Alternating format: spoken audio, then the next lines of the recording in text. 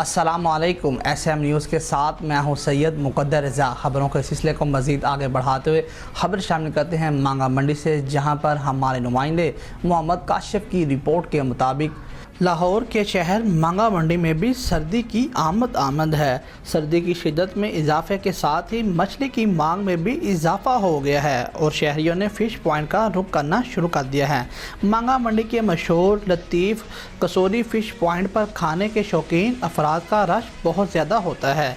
मांगा मंडी चौक के करीब लतीफ़ कसूरी फ़िश पॉइंट पर हमारे SM न्यूज़ के नुमाइंदे मोहम्मद काशिफ भी वहां पर पहुंच गए हैं। आइए आपको भी दिखाते हैं कि लतीफ़ कसूरी की फ़िश लोगों को किस कदर मनपसंद है।